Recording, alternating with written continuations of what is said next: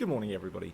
Now, because Chomben is looming this week, and I didn't expect too many people to come to school, and not many people are coming to school anyway, I've decided to record a short video demonstrating the dangers of instructions, especially when they're given incorrectly or in the wrong way or by the wrong person, to the wrong person.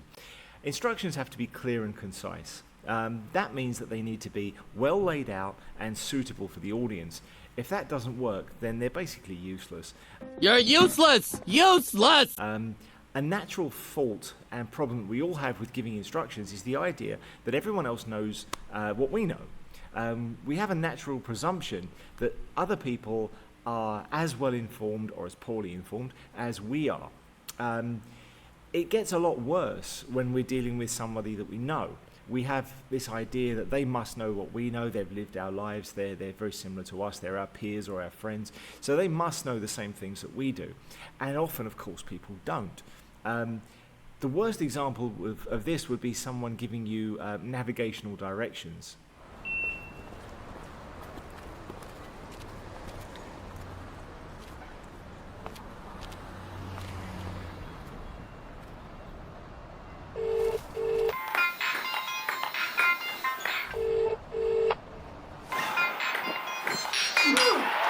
Hello? Just got off the train.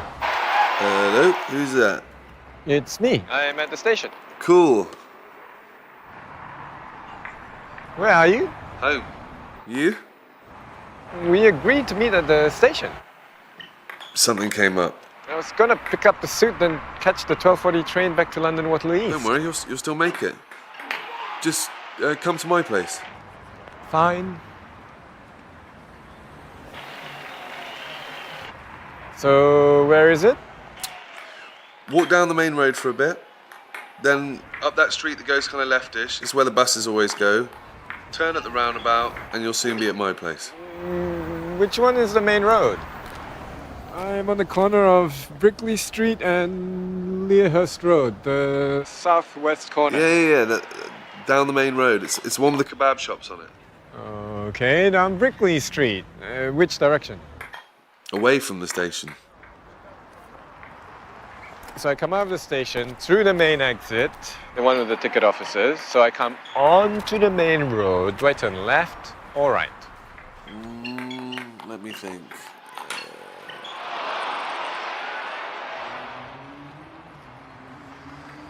Do I turn towards the kebab center or the city grill? Yes, the one with the red sign. So walk for about 5 minutes, turn leftish at that new house they built last year, the one with the big round thingies on it. What? And call me once you're past the roundabout. Hello?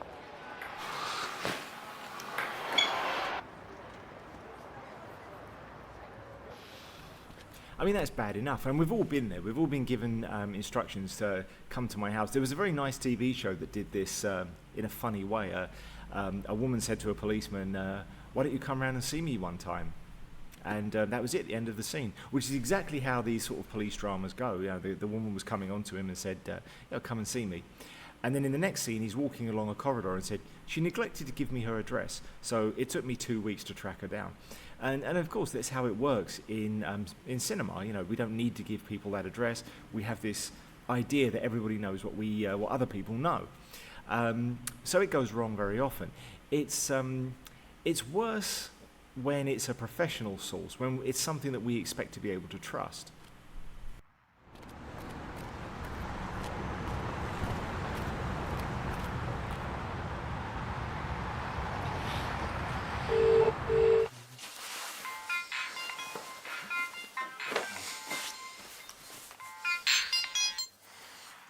Hello? Just tell me the postcode. I've already missed the 12:40 train. It's SE6 7PP.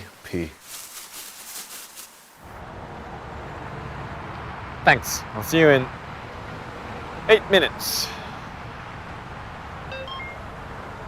Please walk to the southwest corner of Brickley Street and Leahurst Road.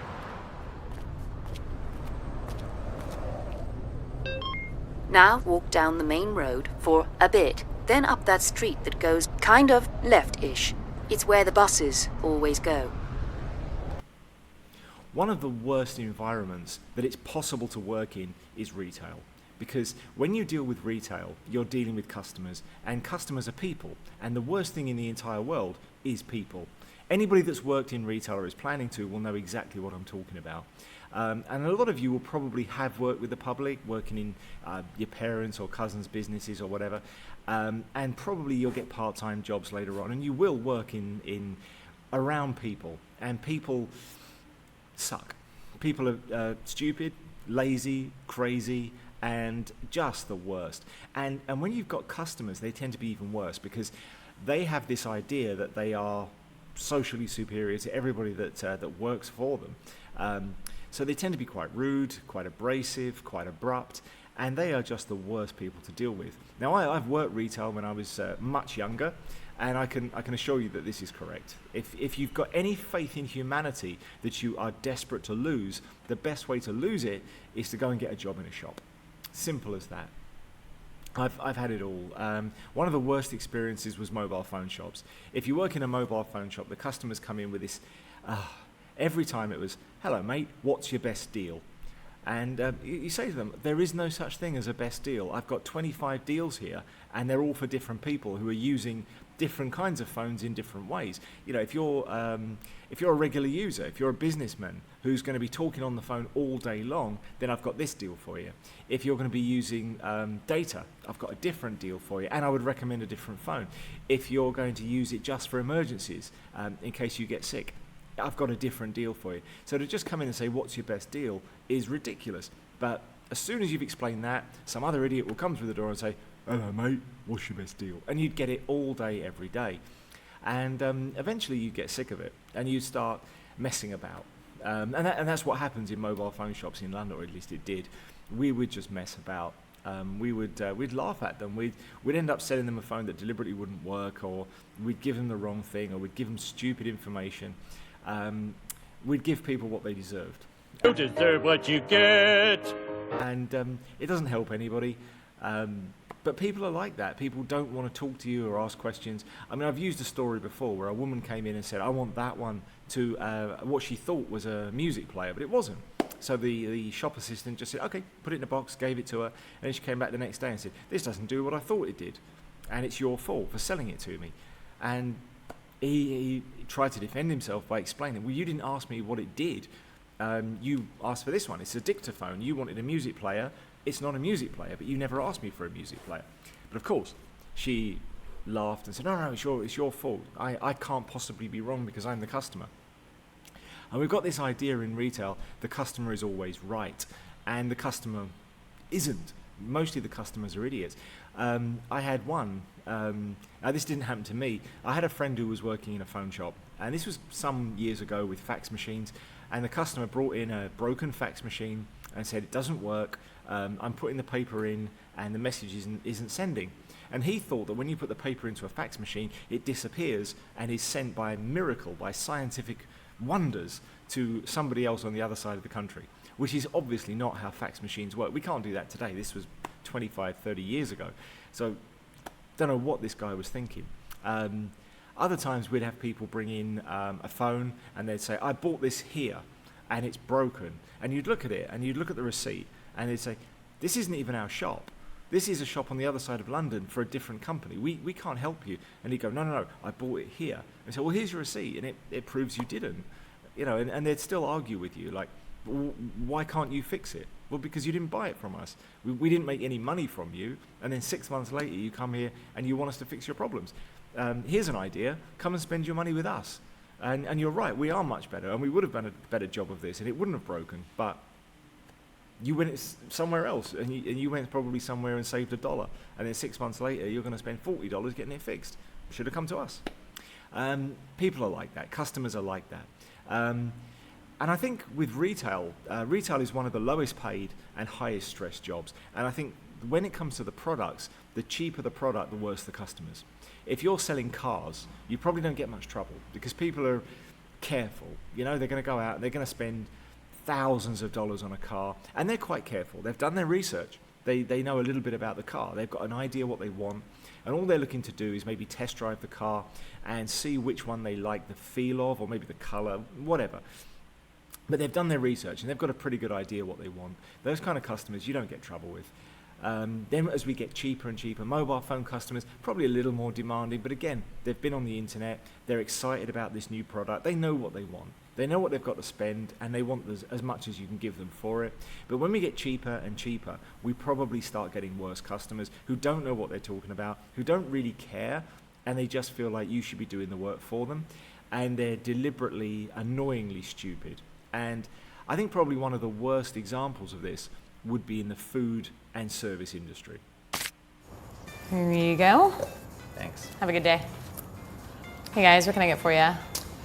I'd like to get a large half-calf scalded almond milk latte, 4 pumps vanilla, 1 pump cinnamon with an extra half shot, sweetened with agave nectar at 167 degrees with room for cream.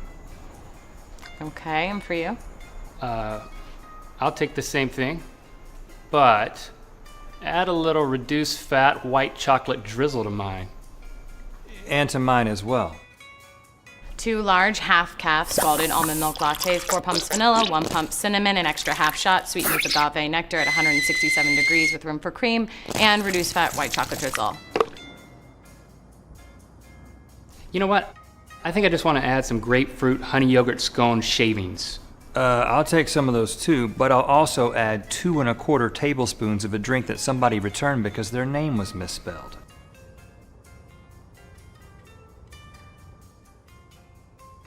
Okay.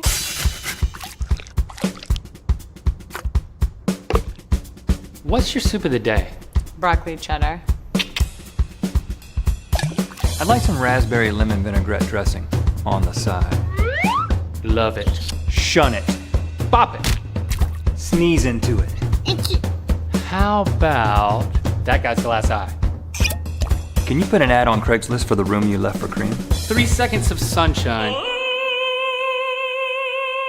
Albino dolphin urine. Dragon tears.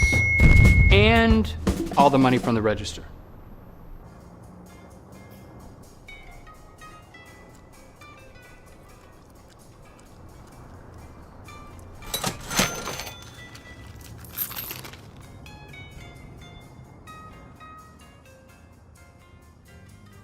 Sucker! You've been wrong!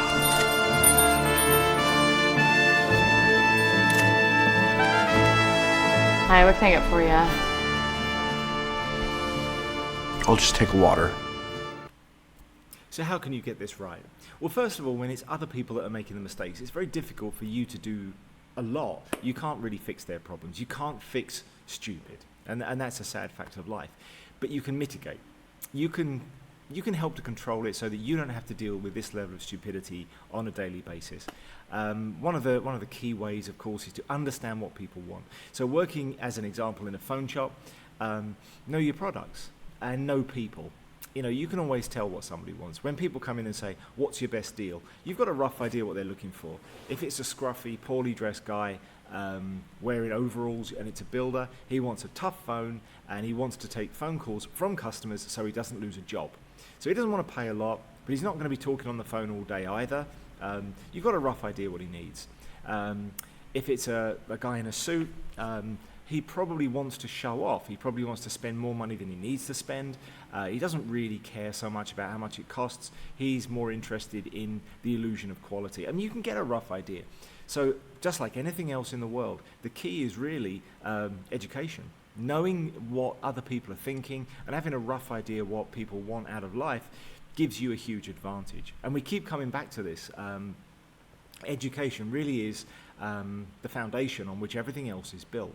An uneducated and ignorant population is a population that's going nowhere. Make sure that you stay in school, make sure that you do all the work that we give you, and make sure that you make the most of every minute of this part of your life. It's very, very valuable. When you give instructions, make sure that yours are clear and as simple as possible. We talked about this in the last unit. Keep it simple and give all the information you need, but no more. Nobody wants that extra information. You know, if I was giving directions, I'd say, go down the bottom, turn left, even though I just pointed right. Go down the bottom, turn left at the kebab shop, and then walk 100 yards. I wouldn't say go down there to the kebab shop where they serve really great burgers with cheese. Nobody needs that extra information. That's a conversation. It's not useful. So don't give more than you need, but give all the information that you can. Mentioning the kebab shop is actually quite useful because it gives you a second frame of reference. So, yep, go down the bottom and turn left or right or whatever. Right, but which way? And what if I go wrong? But nope, I've seen the kebab shop. Now I know exactly where I am and which way to turn. It's a second choice. It's a second piece of reference. So give as much information as you can, but don't give too much. Don't give information that's irrelevant or stay totally off the topic. Just like we saw in those sketches. Try and keep it to the point. Otherwise, it comes off the point and it's useless. It's just pointless information and you're helping nobody. When you're in a professional environment, your information needs to be even better. Those of you that are working with the public, and you will be, at some point you will be working with a customer, or at least you'll be working with somebody who's an idiot, and unfortunately that's the majority of people around the world. You need to manage their expectations, you need to give them all the information that you can, and give up some sort of backup reference. Make sure that they know what they're doing. I'll show you another sketch in a minute where again, people are just stupid, they make stupid mistakes. And I've seen this over and over before with artists and writers being asked to do just ridiculous things. I saw an advertising printer, he did printing, and he was, they had a picture of an elephant face, the face of an elephant. And the guy said, can we rotate the picture so we only show it from the back? So, well, that's not how two-dimensional objects work, but the customer wanted it, so he had to go away and do it. Another one was asking for it to be more cinematic. Now, what does that mean? It doesn't mean anything. I mean, people are stupid, and often they don't really know what they want. So you have to make sure that you give them all the information and choices. Sometimes people need to be given a choice between two different things. I do that with the wife when we're talking about food. I'm sure a lot of you can sympathize. Often, it's a huge cliche that women never know what they want to eat. So instead of saying, what do you want to eat? A way around that is saying, do you want pizza or curry? And then she'll make a choice between the two. And you've saved yourself some trouble. So sometimes offering information, giving people a choice, narrows it down so that the information makes more sense. It's the same thing with instructions. You can either do it this way or this way, but don't just say this has to go here. Just say put it in here this way or do it this way, whichever is easier for you, depending on what you want. Focus on the outcome, focus on what you want to achieve, and make sure that you're always going in that direction. Giving instructions isn't really that hard. It's mostly about making sure that you stay focused and on topic. So keep your end goal in mind. What are you hoping to achieve from this? Break it down into smaller goals and move along the path. I'm trying to build a back catalogue as a writer. I'm trying to build a writer's website. My goal is ultimately that becomes my job. I would like to write professionally and not have to do anything else. That's the ultimate goal here. So I have to work out a long line that gets me from where I am to where I'm going, just like directions for anything else. And the idea is to break it down into small, achievable chunks. Build a fan base, keep publishing work, build up our references, support our audience. Every step along the way has to be an achievable goal, and it all has to lead in the same direction. So focus on the end result, break it down into achievable chunks, and that's really how you give instructions. So let's have a look at another comedy video, and Jack the Potato will stop talking.